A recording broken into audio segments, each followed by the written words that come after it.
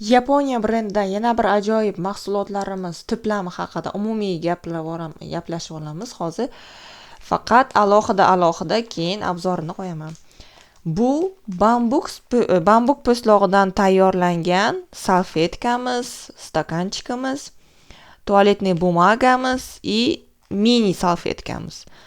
Ana endi bularni oddiy nimalardan farqi qanaqaligini aytib o'tib ketaman.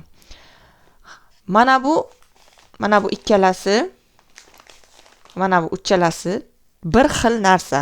Bambuk po'stlog'idan tayyorlangan bir xil. Faqat bu rulon ko'rinishida 4 qavatli, buni hojatxonalarga ishlatsak bo'ladi. Bumaga sifatida buni testini alohida qilib ko'rsatishim shart. Bu esa prosta salfetka ko'rinishi. Ana endi bular nima uchun alohida effekti nima?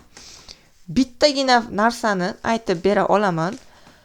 Bambuk po'stlog'idan olingan har bir mahsulot antibiotik vazifasini bajaradi. Esinglardan chiqmasin. Antibiotik. Buni shaxsan sinaganman.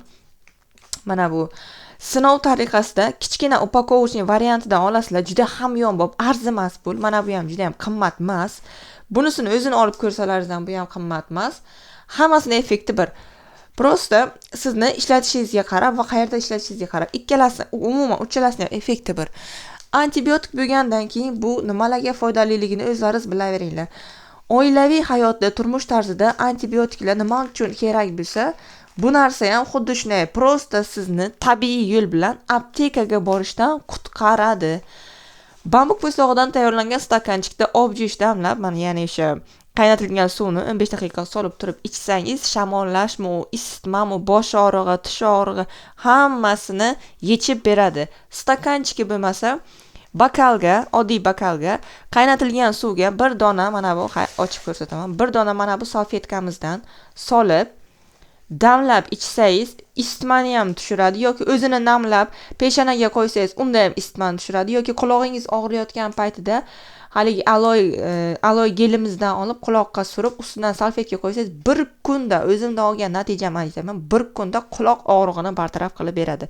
Undan tashqari gemoroyda ham aloy bilan birga, mana bu aloyimiz bilan birga, endi ekonomiy variant deb foydalanganda ham gemoroyni ham so'rib berish xususiyatiga ega.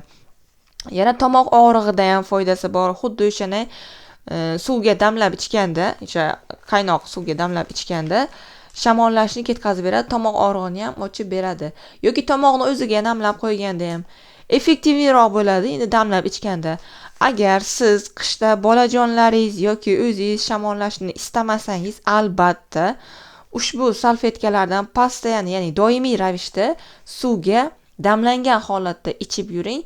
Qishni shamollashsiz, aptekalarsiz, ximikatlarsiz immunitetni tushirmasdan turib bemalol o'tkazib bilasizlar. Plus hech qanaqa immunitetni tushirmaydi, bolajonlarga ham hech qanaqa zarari yo'q.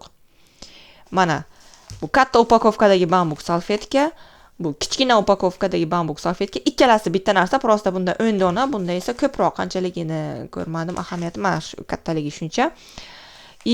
Bu rulon ko'rinishidagi bambuk salfetka sifatida ishlatsangiz ham bo'ladi, farqi yo'q. U hojatxonaga qo'ysangiz ham bo'ladi, farqi yo'q. Stakanchikimiz. Olinglar, foydalaninglar, shamollashsiz qishni umuman bolajonlaringizni sog'ligini saqlab qolinglar.